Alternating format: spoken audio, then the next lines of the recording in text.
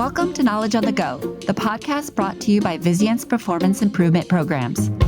Artificial intelligence in healthcare is a hot topic due to rapid technological advancements, growing healthcare demands, and the increasing emphasis on value-based care. Today, I'm joined by Sarah and Julia from UCSF Health to learn more about their AI journey. I'm Courtney Furrow White, Senior Director for Performance Improvement Programs at Vizient, and your host for this episode. Sarah and Julia, welcome to the podcast. Happy to be here. One of the things I'd like to learn a little bit more about is your AI IMPACC project. What are your roles and how do you partner together? Hi, everyone. My name is Sarah Pollet. I am the Program Director for AI Monitoring and Clinical Care at UCSF Health. We are part of a program called IMPACC, that's IMPACC, and it stands for the IMPACC Monitoring Platform for AI in Clinical Care, which I know is a mouthful. And our goal is to evaluate and assess all of the AI tools that are deployed in clinical care at UCSF to assess and improve clinical and operational outcomes, use our research innovation methods to inform future deployments. I'm Julia Bongiorno. I'm our AI Program Supervisor for UCSF Health, and I have the pleasure of partnering with Sarah on IMPACC. I'm responsible for overseeing our roadmap with AI solutions in clinical care delivery, operational practice, implementing, evaluating, deploying solutions across the health system. One of the things that I heard was more about monitoring and metrics. Maybe we could talk about what you're doing in that area. A huge and critical component to safe and ethical, trustworthy AI deployment is monitoring. Monitoring is evaluating any AI tool that is unleashed within your population of users, and in our case of patients, making sure you are deploying safely and responsibly, and that there's accountability structures. We use reliable research methods and consensus methods to develop measures specific to each AI tool that allow us to apply our IMPACC framework across safety, security, privacy, and workflow impact and utilization. With AI in healthcare, there is a hunger and an interest in leveraging AI to improve the lives of providers, improve the lives of physicians, of patients, and deliver value for health systems. What Sarah spoke about in terms of assessing these solutions, use cases that are out there for safety, efficacy, trustworthiness is important, especially in those early stages. We pilot various solutions in clinical practice, operational areas to make sure that they are not only safe and trustworthy, but they're worth continued investment. Our collaboration is bridging between the health system and our researchers. AI is moving so quickly. There aren't established precedents set with respect to governance frameworks and regulation. What better industry and sector than healthcare establishing safety, governance, and regulatory architecture as they deliver clinical care to patients than healthcare to be at the forefront of deciding what those governance structures ought to be. UCSF is part of an expert community that is trying to figure out what best practices and gold standard deployment in healthcare with respect to AI ought to look like. With AI deployment, there are so many decisions that need to be made for every solution that you are thinking about. How will we assess if this is safe? Make sure that this remains a trustworthy tool as it continues to develop and evolve. Where will we pilot? How will we deploy at scale? What's really exciting and unique about the work and the partnership Sarah and I have is create frameworks that serve both the health system's priorities and goals, also help activate research and innovation.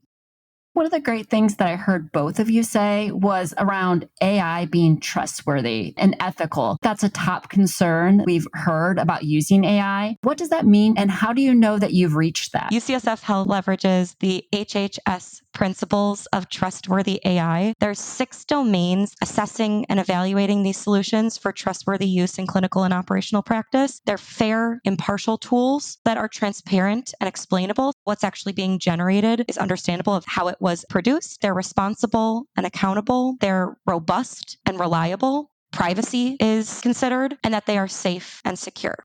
What IMPACC does is take that framework, add in monitoring measures across domains that touch on elements of this trustworthy framework. We also look at automation bias. We choose measures that are going to give us a cross-sectional window into how the AI is performing and how it's impacting providers and our patients in that contingent ecosystem. As we deploy new AI tools, it's going to have an interesting impact on the data because attribution to a specific tool when you see changes in the data can be challenging. There's focus around establishing benchmarks and being able to flag risks. That is part of the IMPACC mission in service of patients, providers, and safe and high quality clinical care. A really important aspect of the work Sarah and I do to support impact monitoring is ensuring the solutions we are investing in are delivering value for providers, for patients, for the health system. Value can mean patient-centered, improving outcomes. It can mean improving the lives of clinicians through documentation or cognitive burden reduction. It can mean strategic value for the healthcare organization, finding areas of efficiency, or allowing clinicians to focus on more meaningful interactions with their patients or more meaningful work that supports patient care. There's an increasing focus around the ROI, but as Julia pointed out, there are all of these indirect benefits of investing in new technology, including provider satisfaction, patient satisfaction, safety, efficiency, and then this overlay of ROI. Every year, the healthcare industry in the US spends $1.5 trillion on administrative costs. If there can be any needle movement on that front, while also improving safety, clinical outcomes, and improving the overall health of the population that you're treating, that's a huge win. At UCSF, we are uniquely positioned with a high degree of leadership engagement that is driving this strategy and this deployment. So you shared the ROI, but how did you tackle engagement of providers, nurses, and frontline staff? We've talked about metrics you could capture around satisfaction, but within the engagement of staff, how did you handle that? It's not just leadership engagement. There is a hunger from clinicians for solutions that will help reduce cognitive burden. Identifying what are the right solutions that have the most potential to do that is a task that all health systems are facing, including UCSF. Some of the most prominent tools out there and are growing and evolving rapidly are ambient listening solutions. They're solutions called AI scribes that listen, record, transcribe clinical conversation between clinicians and patients. We've worked closely with our clinician champions to assess adoption, utilization, what specialties are benefiting most from these solutions, how can we continue to work with the vendors that are developing these solutions. There's excitement as these solutions unlock the potential for clinicians to be more present with their patients. Another component we are trying to focus on is patient engagement. How do we measure experience and make sure that tools like these are ones that are improving the patient experience?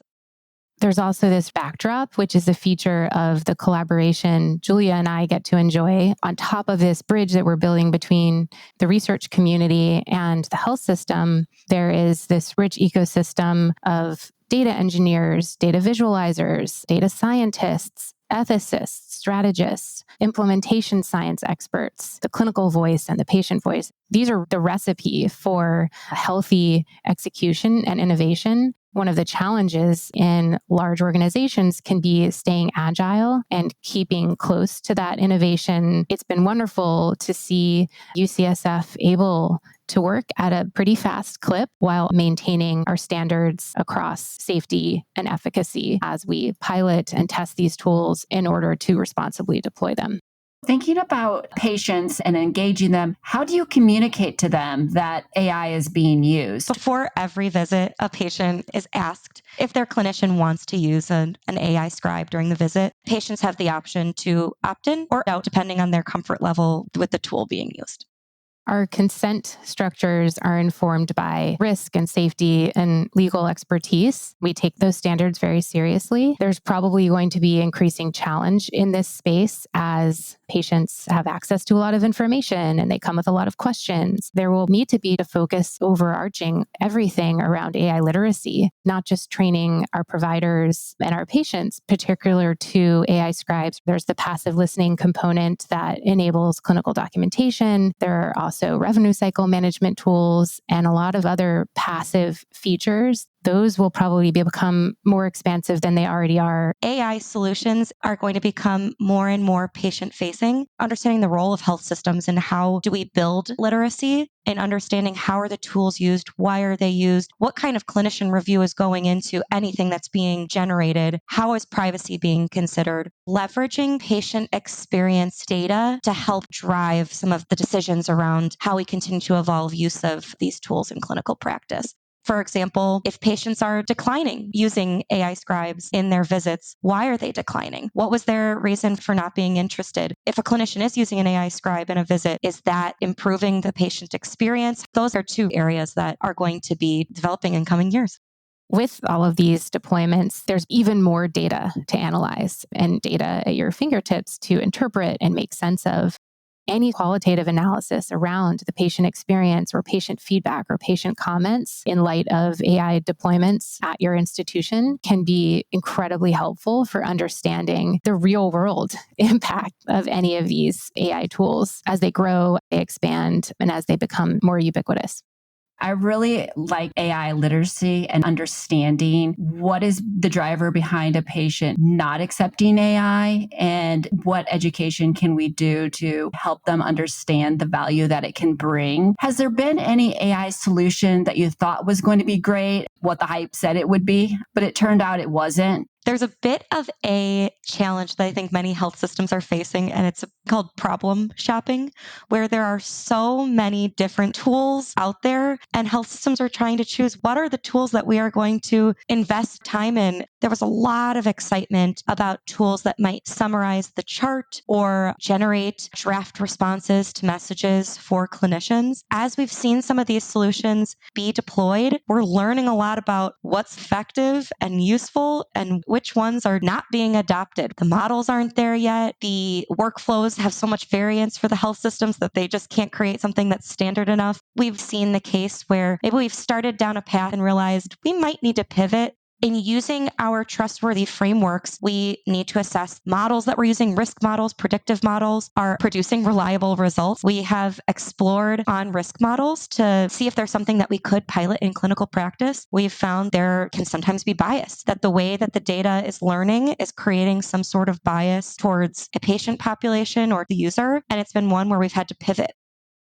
Piloting isn't something that you would consider to be the bread and butter of a large academic health system. And to Julia's point, UCSF has been nimble and willing to test and pilot and conduct these silent studies in order to evaluate whether or not this tool is worthy of any sort of expansion or enterprise investment. That will probably become an increasingly important feature of any build or buy or vendor strategy as health systems evaluate all of these options and tools. How do electronic health records respond? How do the AI vendor wars, for lack of a better term, help enable health systems to make strategic investments in their enterprise AI strategy?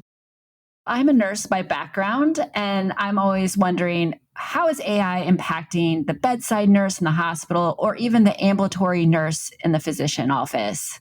Where we've primarily seen have been in the spaces of chart summarization, documentation generation, or drafting, similar to how you'd see it administratively in email, maybe an AI tool drafting up an email in response to a message. We're starting to see tools able to integrate with the EMR, look at nursing related documentation maybe throughout the shift and start to draft up an end of shift care note. Many of the solutions that we talked about today, AI scribes, have been fitting for scribe workflows. Where there's a lot of opportunity and excitement are capturing clinical conversation in the nursing realm and generating that documentation for nurses. A nurse bedside with a patient and drafting flow sheet documentation for the nurses. There's opportunity across a whole variety of different clinical conversations that are going to be explored in these next coming years that might change the cognitive load for nursing. This potential to capture flow sheet clinical conversation within the nursing space, that's very different from a product approach and a technological approach. There will need to be a separate level of testing developed specific to those pilots and deployments. How is this impacting nursing practice? Is this improving accuracy? How is this impacting the provider's entire clinical practice and how they engage with patients? Is this helpful? Is this positive? Is it changing nursing practice? If there is a change to nursing practice, not only are our nurses willing to make that change, is that change creating enough cognitive burden reduction for them? but is it something that patients are willing to participate in? Is the way that clinical conversation changes something that is acceptable or sits well with patients? Is it something that changes the patient experience in a positive way? We have staffing crises in general across the healthcare industry, and we have bigger and arguably sicker populations to treat. It will become increasingly important to understand how are these tools helping health systems support the entire population that they treat with safety and efficacy in mind, wanting to make sure that that's a considered element of all decision making as far as the strategic approach to AI investments. I love the passion that's coming through from both of you about this topic. We could probably talk all day. If there's any key takeaways or lessons learned you think would be beneficial to other health systems that are listening. If you think about where we were even just a few years ago, most of the thought around AI was really focused on predictive models, on how to better predict risk, to maybe prioritize work. And now we're a few years later, and generative AI is at a boom for trying to improve documentation, improve efficiency of administrative tasks. The trajectory over the next 5 years is going to evolve so quickly in a way that is hard to comprehend. Many of the solutions that are out there are going to increase in complexity of tasks. We're going to be facing more agentic type workflows. One of the things that health systems are really going to need to assess are what are the solutions driving the most impact for the organization, for patient outcomes, for their staff, and really figuring out where those investments should be made. One piece of this entire AI landscape is the astronomical amount of data generation. That data is unbelievably valuable. What will become increasingly important is understanding how to evaluate data, how to interpret data, how to find clarity and synthesize lessons, learnings, and insights, and then how to translate into benchmarks for success in informing your deployment and implementation strategy, enabling executive level decision makers to deploy, but also the sequence of what's most important. How are we going to do this strategically, safely, responsibly, being willing to pivot and change that plan based on the data and the outcomes that you're seeing. That really ties together this marriage that we have here between the health system and the monitoring platform, this beautiful bi-directional feedback loop around using the data that we're generating to better serve our patients and better serve our community. Thanks so much for sharing your ideas around AI and where we should be focusing next. Please join us for more knowledge on the go. Subscribe today, like us, and send us your comments at picollaboratives@vizientinc.com. Thank you, Sarah and Julia, for joining me for this episode. For Vizient's PI Programs team, I'm Courtney Furrow White. Have a great day.